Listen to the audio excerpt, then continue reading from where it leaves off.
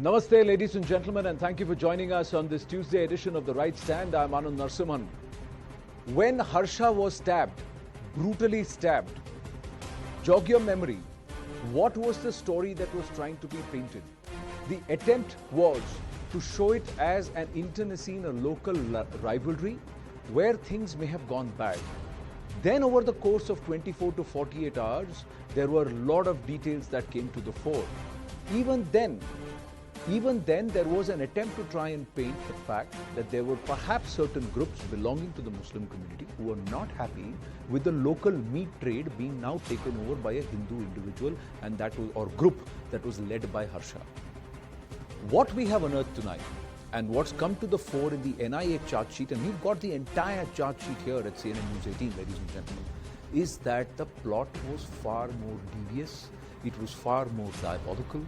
The borderline or the underlying, beg your pardon, the underlying statement or the intent was that the Hindus need to be taught a lesson.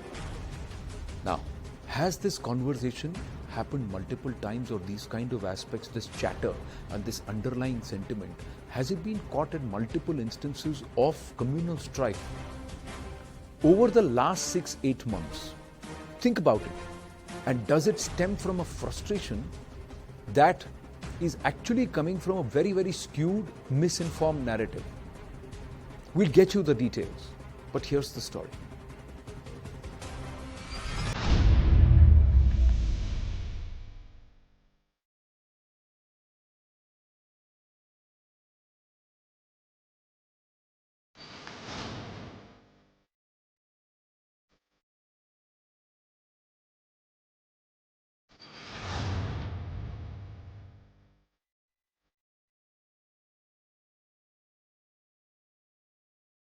मैं इन सबको एक योजनाबद्ध effort के रूप में देखा। ये एफर्ट मुसलमान युवक युवतियों के इंडोक्ट्रिनेशन से शुरू, उनको ये बताने से शुरू होती है कि जो भी मुसलमान नहीं है वो काफिर है और काफिर को मारना तुमने।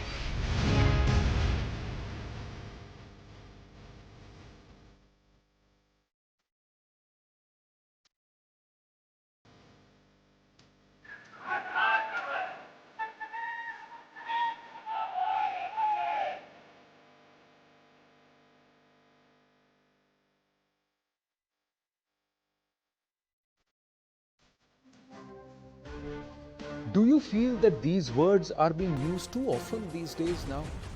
Kafir, Sartan se juda, and this entire talk about Ummah, this talk about Ghazwa-e-Hind. Should these words be removed from our lexicon? Blasphemy. These are all not Indian or our cultural ways. These are all concepts which are alien to this soil, to this land. Now let's get to what the chart sheet also highlights, and we will try and understand why I'm talking about all of this. What we have got is the entire chart sheet, and we've just tried to pull out some of the assessment that the NIA chart sheet has made based on the confessions, based on what has been told by these 8 accused A1 to A8. They developed hatred towards the Hindu community people during CAA NRC issue. What added to that was the hijab controversy and cow preservation activities of Bajrang Dal activists. Cow protection is enshrined in our constitution, but that was a problem. CAA, like I said, a misinformed narrative, and about hijab. Now these are the issues which they decided कि Hindus को सबक सिखाना पड़ेगा. So they conspired to create terror among people of the Hindu community and to create fuel communal disharmony. So there are 2 aspects. One, to try and push fear and try and create a certain amount of fear psychosis among the Hindu fraternity कि चुपचाप बैठो कुछ नहीं करना. The other part is to deliberately create a rift in society in this area. Now who would that benefit? So that's another angle. We'll talk about it at length. They conspired and to create communal disharmony, ill will and hatred among the people of the Hindu and Muslim communities in Shivamogga. So this entire region, Dakshina Kannada region, has also now become the political hotbed to try and polarize the votes ahead of the Karnataka elections. So who are these entities who wanted to cash in on this and divide the communities. We'll ask that question in a bit. Now, more details of this entire thing. The use of this word kafir, Bajrang Dal wale ko maro.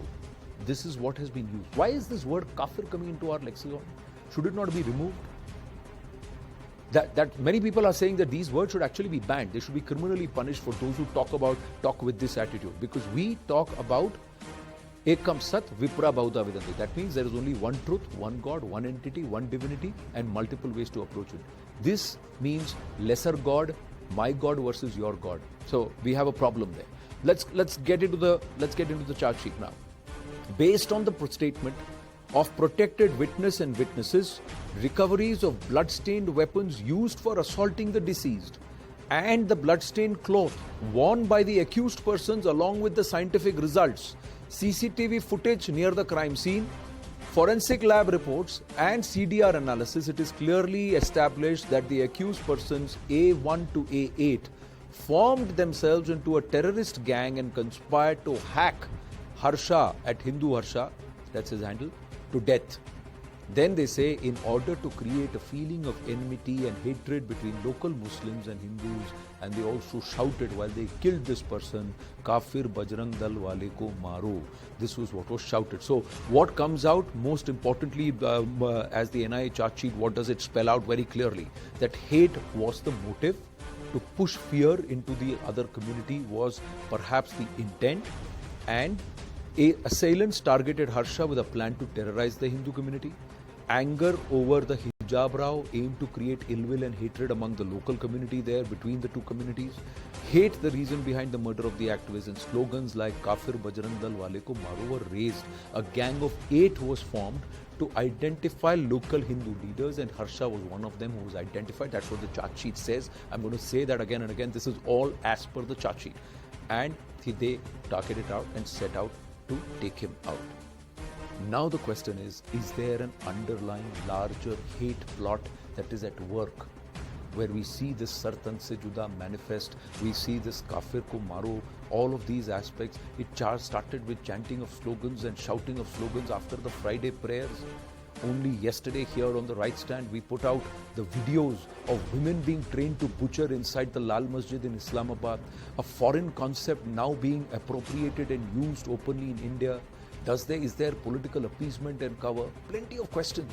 Let's take it to our panel. Let's take it to our panel straight away. Karuna Gopal, Policy and Research, BJP Women's Wing is with us this evening. Dushyant Sridhar, Vedic speaker and writer with us this evening. Vikram Singh, former DGP Uttar Pradesh with us, and Atikur Rahman, Islamic scholar also with us. My namaste to everyone. Thank you very, very much. Let's try and understand this. Karuna ji, you part of the policy and research. What is fueling this? How is it that this narrative is being used to counter Prime Minister Narendra Modi's Sabka Saath, Sabka Vikas, Sabka Vishwas, Sabka Prayas? That's what the Prime Minister keeps underlining and says this is what we are working towards. And a lot of the numbers in terms of the welfare policies and initiatives show that. Then why is it on ground we are seeing this straight binary, and it's being fueled, this binary is being fueled by religious hate? Yes. Anand, the very fact that Prime Minister's policies are quite famously working is a reason to create this kind of communal tensions in the country. And as you realize that the states that are set for elections are perhaps the states that are extremely volatile and vulnerable to. And I think some of our worst fears are coming true. The worst fears that Ganga Jamuni Tehzeeb is definitely a myth today. Yesterday I was listening to a discussion on the Twitter Spaces where people were trying to raise aid for Pakistan that is experiencing a climate catastrophe. But believe me, in the discussion, there were more than 500 people, and most of them were also Muslims, were really against giving the aid. So the cause of humanity is now over. That's because of the hatred and hate wars that are being led. But you know, Unfortunately, Karunaji, here is the accusation coming back at the BJP. The accusation at the BJP, Karunaji, is that you will wax eloquent on humanism, you will talk about Sabka Saath Sabka. That's the Prime Minister's message, and he's walked that talk. But on ground, the party also perhaps benefits with this counter-polarization. You want the Hindu-Muslim binary because you want the Hindu votes to counter-polarize against the Muslim votes, because you know, you feel that the opposition will go for the Muslim votes, so let's try and consolidate the Hindu votes. So if such incidents happen, it will help you politically. Because the Karnataka government is with the BJP, then you should not allow any of this to happen. look, if you have seen, our policy has never been a coercive policy. We have tried to include and involve people. So naturally, we would not really look at inflammatory language, or would not really try to aggressively divide the existing divide. So unfortunately, today the war of the, let's say, moderate Muslims and Hindus is being lost against the radical Islam, supported by PFI and SDPI. So you would definitely agree with me when I say it's just those. No, but when you make an one minute, Karunaji, when you make an allegation like this on a political in a debate as a spokesperson of a party, then I have to turn around and ask you that if you're so convinced that it is PFI and SDPI that's doing it, then why are they still operational in Karnataka? Where is the crackdown? If there is a political motive behind this, how is it that it's not been exposed by the law and order machinery and not proven in courts yet, and these people and these entities banned, these leaders charged with UAPA and put behind bars? That's not happened. Look, over the years, if you have seen, the spread of SDPI and the PFI has happened over the years under the Congress rule, and they have really ensconced themselves quite comfortably in most states across. And most of the criminals have been let out by the earlier dispensation. And to weed out those, we need, we cannot look at a dichotomy. Today we are looking at inclusion. Today we are looking at Sabka Saath, Sabka Viswas. So there's always this lurking fear in the minds of certain communities that maybe we'll go whole hog, or there's going to be a global action. So whenever the radical elements intervene and infuse their hatred into the existing, let's say, the normal community or the moderate Muslims, there's no way that we cannot really differentiate. So No, it see, is a process. I am not. See, it is okay to call it. It is okay. It is okay, and it is correct to say that there has to be responsibility in the larger society, and of course the Muslim community, especially the larger number of the majority, that is the moderates among the Muslims. Now, first up, we have to look at Muslims as the second largest majority and not the minority. That's another mindset. But the other point is, when I'm coming to law and order and intelligence, when these activities were happening, when during Ram Navami celebrations there were instances of Sartan Se Juda being shouted, why was the crackdown not done on radicals then? Where is the action that's been taken? The Chief Minister and the Home Minister of the state said, we can't investigate, let's give it to the NIA. And initially the cops tried to bury it as a local internecine matter. They didn't even look at it from the angle that the NIA charge sheet is pointing out to now. So these are genuine concerns, and you have to address them, because if you are making the talk, then you have to walk the talk. Your local leadership and the governments in the states have to walk the talk. It cannot be just the PM, because the captain eventually will be only as good as the team. No, you will have to admit that you will have to accept that there is a process to follow, and we cannot crack the whip just like that. So there is a process being followed, and NIA has been activated, and it's come out with a report, and the report is quite glaring, and it's a hate crime. So we will perhaps have to be now more careful in our policy and in our planning in terms of preventive action and predictive policing, perhaps. But in fact, I was just thinking today that just like how we have the aspirational districts identified, I think in India we need to quickly have those communally vulnerable districts identified, and we have to be extremely cautious in those areas. And unfortunately, as you know, our soft terror ecosystem is so hardened and so mature that today all kinds of people are strengthening that ecosystem. Today, they right from authors to columnists to including comedians are creating a highly inflammable environment. So we No, have to go so if about they the no whole no thing if very, no no very if they are carefully. creating it, no, if they are creating it, then they are doing it on turfs or on places where law and order is a state subject, and such in very clearly indiscretions and such flirting with the freedom of speech can be cracked down upon if the intent is there. That's why I keep coming back to say I keep coming back to this aspect that somewhere there is this feeling that the BJP also tends to benefit from these kind of activities because it helps them from I this is think the allegation. The allegation it helps them consolidate the Hindu vote. Now you believe that that is not true, then you have to that's walk the definitely talk to not the come case. down and prove it on ground. We stand to lose quite a Okay, bit. In so fact, we'll take that point, but. Sorry. See, everybody stands to lose.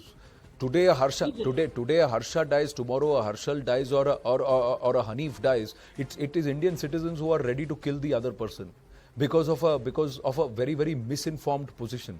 Now, if they believe that CA NRC is the hatred stems from there, then again that's another point, Karunaji, that the government has been inefficient, inept at being able to counter a narrative that is vicious and devious. Look, The in a government has country not as been able to go back and tell the people and explain to them.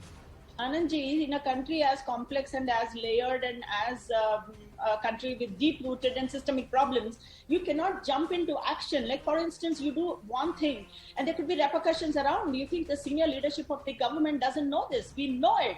So therefore, our action has to be measured. We have to temper our, actions. So there has to be rationality in anything that you do, because there are pockets. Everything is highly inflammable today. So you have to move with caution, and therefore none of See, like, as you know, the state subject. I mean, policy is with the state. So certain states may not even cooperate, like in West Bengal or any other place. But given Karnataka, even then you can't No, jump that into is action. Now that we have the report in hand, there could potentially be actions taken. the urgency with which the action should have been taken is not there. We will pause here. Let me just take this story forward with Dushyant Sridhar. Dushyant, 2-3 things which I wanted to understand from you. One is this entire approach itself. You know, we are fighting a many-headed hydra, which is coming to us at multiple levels. So there are multiple layers to this entire propaganda, misinformation, radicalization, and then turning them into terrorists. And then, of course, these instances, and then these words, idioms, which are now creeping into our society, which are further polluting the minds and perhaps corrupting people and telling them that it's okay to butcher somebody, stab somebody because you disagree with that person or you have a particular perception about a particular person. Even in our faith and even in our books, in our scriptures, our deities had multiple hands. And in 2 of the hands, there are at least shastras, because there is always evil lurking around. So then the governments of today have to address this at a multi-layer level. You have to crack down at a law and order level. You have to have a fiercely counteractive, proactive countering mechanism to this entire vicious propaganda, and it has to be brazenly aggressive. And then you also have to have systems in place that you're able to identify these trouble elements or these trouble areas and crack down upon it. All of this is not happening. And then you have these words which are making an entry into a civilization, a culture which never thought this way.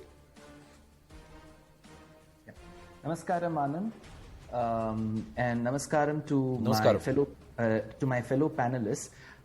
First of all, Anand, the premise that you set, stating that in the recent months, in the recent years, we see all these terms like Sat Tan Se Juda, and then I think the words kafir. I have mentioned Kafir. in one of kafir, and I have mentioned in one of my interviews with News 18 long back, a few months back. Etc. In the 14th century itself, in the book, the Sanskrit poem called as Madhura Vijayam, authored by Ganga Devi, where she describes the plight of the city of Madurai in Tamil Nadu after the attack in the 1323 by Ulugh Khan, who later became Muhammad bin Tughlaq, where she describes that the heads of people were cut and they were replaced, the coconuts were replaced with the the sliced heads of the people, and they were hung from the top of the coconut trees. This is very well written in Madhura Vijayam of Ganga Devi of the 14th century. So cutting of the head and killing of people who do not agree with one's philosophy or theology is not at all new to this desham. So when this siege happened in Madurai, it is all very well documented. One. Now your counter question could be, why are we hearing such words in the recent weeks, recent months, and recent years? Yeah. See, at least when you grew up and I grew up, we just had a half-an-hour news channel. We just had one TV channel. Now we have multiple news channels. We have 24/7 news. So, so things get informed to people, and we are informed of the same thing again and again. So the slogan is not at all new. The action is not at all new. So again, I'm not trying to pinpoint any community or any religion. I feel that there are certain things that every religion has to change. And it's very important, be it my religion, your religion, or anybody's religion, we will have to change as per time. There may be certain practices, there may be certain beliefs that which we may have, which may be counterproductive to the society. So we need to change. That's point number one. With respect to point number two, with respect to the controversy, because when I read pieces of what was there mentioned in the news articles, hijab was mentioned as one of the reasons why the people took to the weapons and they had to kill Harsha. Again, there is a big misinformation here. The hijab controversy does not say that the Muslim women should not sport hijab. It says, if the educational institution has a rule that you should not sport the hijab, inside the premises you should not sport the hijab.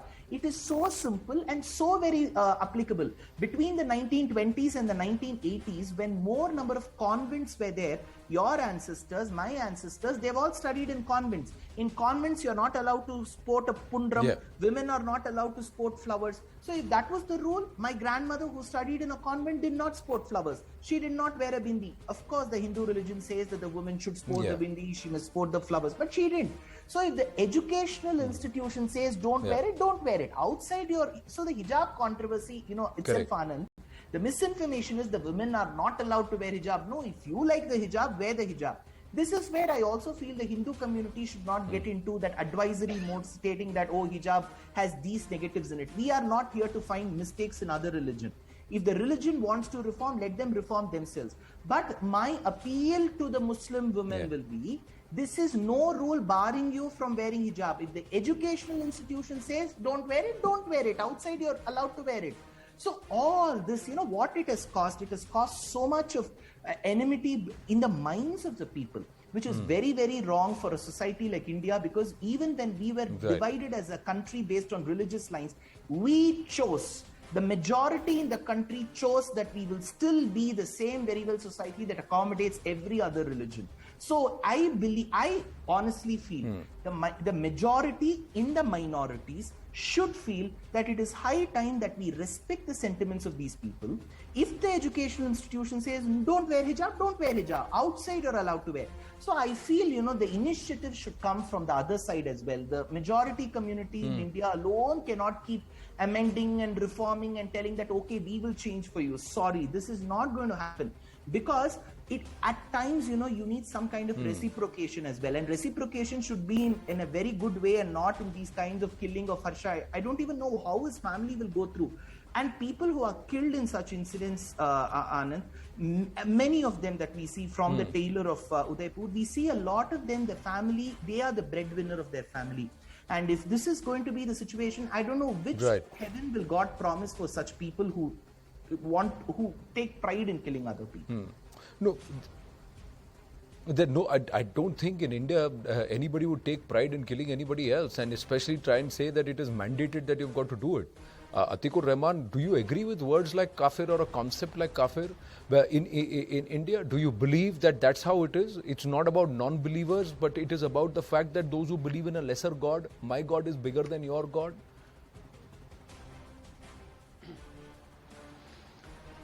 Well, Anand, the entire concept of kafir has been misunderstood in the Indian context. I have been on several debates on this on several channels wherein I am trying to explain to people that this is the crux of the problem, that Muslims think that the present day Hindu brethren are kafirs. It's a very, very negative and wrong concept.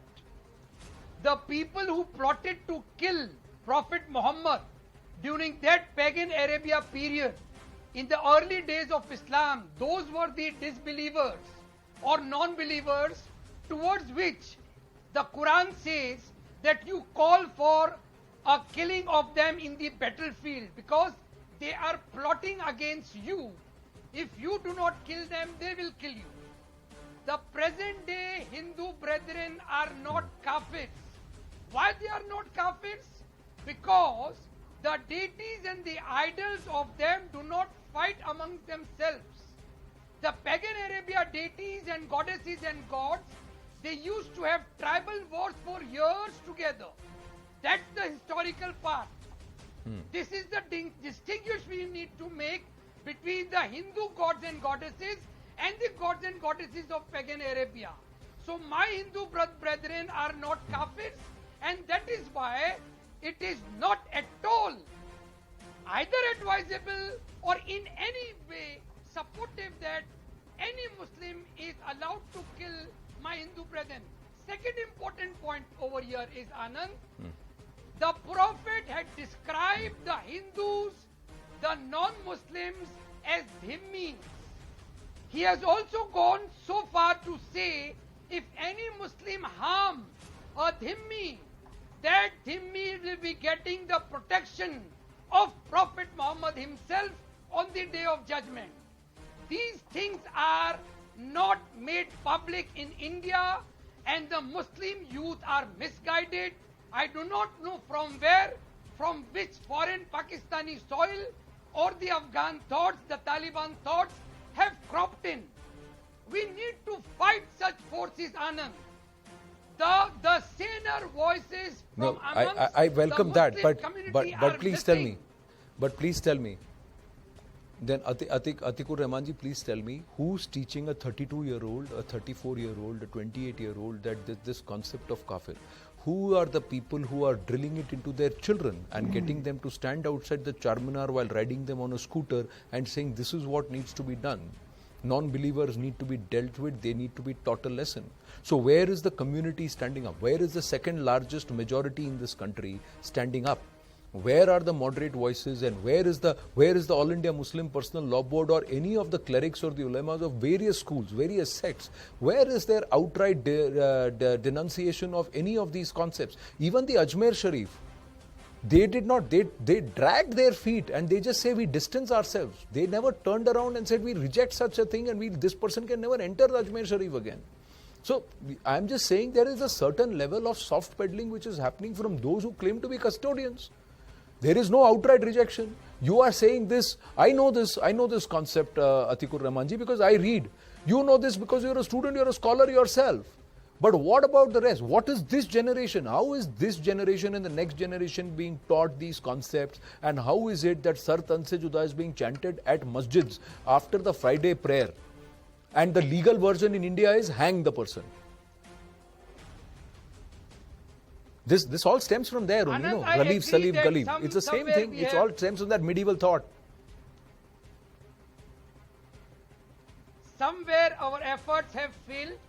We need to work harder, and let me assure you, nobody in the Muslim community is teaching such killings and such hate.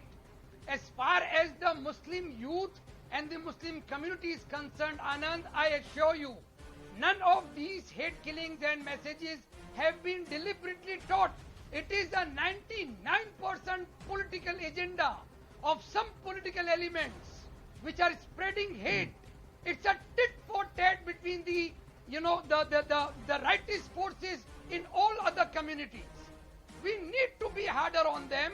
We need to firmly tell them that as a community, the people are never in the community being, deliberately taught these things. No. In none of the Friday sermons, these things are taught. In none of the madrasas, these things are taught. I think somewhere, Atikji, somewhere, Atik ji, the point is that in India, because it is, why is this inclusive aspect of India which is talked about civilizationally? It's not that there have not been wars or conflicts or kings and kingdoms have not fought wars. Vikram Singh ji, the core part, as I come to you and thank you for your patience, is that we believe that all paths lead to the same truth. Ekam Sat Vipra Bahuda Vidanti is what we believe. We also believe that this world is a family. So we may have differences, but we do not never say that my deity, my God is bigger than your God or lesser than above yours. So you are somebody who needs my protection, etc. because you are inferior, etc. I am elite. That's not the concept. There is only one God. That's what we believe. There are many ways, many approaches to that, and everybody is welcome to follow that. So there is a fundamental thought there. Secondly, the law and order issue is a big one. Thirdly, which words, who should control whom? How would you see this? Anandji, good evening. Words of profound wisdom from Dushyantji and Atikur Rahman Sahab. And from the law and order standpoint, I have 1 or 2 points to make with greatest of respect to Karunaji. The state and the central government can never feel helpless, and they should realize we did not do anything revolutionary, neither predictive policing, do only the basic and robust policing. And what is required of the police is have zero tolerance to things like kafir, sar tan se juda, gazwaye hind, and the nonsense. And if there is an unfortunate beheading, please take pains to ensure that the accused are arrested and put in the fast track court, and justice is dispensed within 30 days. My second point is, nobody has the right, as Anandji has said, to make disparaging remarks, insulting remarks against Huzur Sallallahu Alaihi Wasallam and any gods or goddess. Every individual, every faith is great, and every prophet is great. Nobody has a right to use insulting words to others. They too should be punished at the earliest. Third, no state, whether it is West Bengal or any other state, NIA has a national jurisdiction. Have your antenna high and get to the jugulars, because as Anandji very rightly mentioned, I have a lurking suspicion, and I do hope I am wrong, that there are some who are trying to fish in troubled waters and gain out of this Ganga Jamuni Tehzeeb. My generation was brought up in the Ganga Jamuni Tehzeeb, and I swear by it and its veracity and its utility. And it cannot die away, much as people may try to snuff it out. It is not going to die out. Muslims, as you very rightly mentioned, are not a minority. They are a second majority, and they are our partners as a thing. They are our brethren. Muslims are our brethren. We belong to the same nation, the same legacy, and therefore we have a proud heritage. The point is, sir, the fact is that this has to be, the thought has to be both ways. Ganga Maiya is important to us because a lot of our teesthals are all across Ganga. There are viewers who are asking me, what's Jamni about this Ganga Jamni Tehzeeb? Where is the association with the Muslim community? So these are all nomenclatures which have been used to talk about equality. But equality can happen only when both sides believe that both are equal. One is inferior to the other, concept cannot work. Then there will always be conflict. One has to be wiped out for the survival of the other. That concept, if it's the underlying thought process, then we will never have unity and equanimity. It's not going to happen. But more importantly, if there is a certain provocation which is deliberately being done on ground, whoever is doing it, then whose responsibility is it to counter it? I'll come back to you with just some of the instances which have happened. And if there is a trend which is happening, whose responsibility is it to curb this trend and counter it and nip it in the bud? Udaipur, Kanayalal decapitated. Amravati, pharmacist Umesh Kole murdered. Shivamogga, youth stabbed allegedly over poster of Veer Savarkar. Bellare, Karnataka, BJYM worker Praveen Netaru hacked to death. Now, Sartan se juda war cry happens, and then you have Hyderabad in Telangana, slogan suspended, against suspended BJP MLA Raja Singh. This concept of blasphemy and say hang the person and Sartan se juda is okay, I can't kill here because law doesn't permit, but you go and hang this person. That's the logic. Again, raised by Dargah functionary Gauhar Chishti, that was in Ajmer. Again, Sartan se juda was raised by a Dargah functionary at Ajmer Dargah. Now please tell me, Vikram Singh ji, if there is a trend which is happening, whose responsibility is it to nip it in the bud? We here on the media can keep putting out and saying this is happening. Social media was awash all through March, April saying these chants are happening after the Friday prayers. Stop it. Nobody went out to stop it. Why should we wait till something happens? Anandji, it is the job of the local administration and police not to nip it in the bud, but crush it in the bud. I repeat, crush it in the bud. And the police, have it in them. You may recall what happened in Kanpur and other parts of Uttar Pradesh. Such criminal elements were crushed in the bud, and they did not have the courage even to raise as they went underground.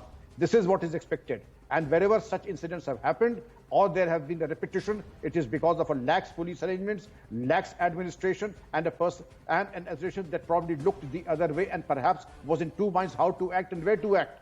It doesn't work that way. Anandji, it has to be absolutely clear in the head that you have to go to the jugular of the person who is accused of such horrific crimes. And there can be no question, the most drastic punishment needs to be given in the quickest possible time. No questions asked. Anandji, can I add something? No, Karunaji, the fact that, yes, Karunaji. Atikji, coming to you after that. Yeah. This whole argument that the police is singularly responsible for preventing these kind of acts is, I am not aligned with the thought. In a country as complex as India, I don't think it is the police cannot manage the entire system, and it is a societal problem. We have to hold these clerics and the priests, all of them responsible. The madrasas also have to be cleaned up and professionalized, just like how Himanta Biswa Sarma is doing. It is a societal problem, and we have to give it that much thought. What is stopping Mr. Bommai from doing it in Karnataka? Because it can have repercussions. It will create ripples in the entire society. What is stopping Mr. Bommai from taking hard action? Mr. Bommai, nobody is stopping Mr. Basavaraj Bommai and his Home Minister from taking hard action. Nobody is stopping him from calling all the members of across all community and saying no rabble rousing is going to be allowed. And these law and order is a state subject. They can come out and say anybody chanting, making these chants, anybody making these utterances, they'll be punishable by law. We will invoke the Public Safety Act against them, and we will take action against them. What's stopping them? And it works both ways, Karunaji. It works both ways. That's why I keep saying it. We don't need people going out and deliberately standing outside mosques and masjids and saying Jai Shri Ram, because that is also an insult to Ram.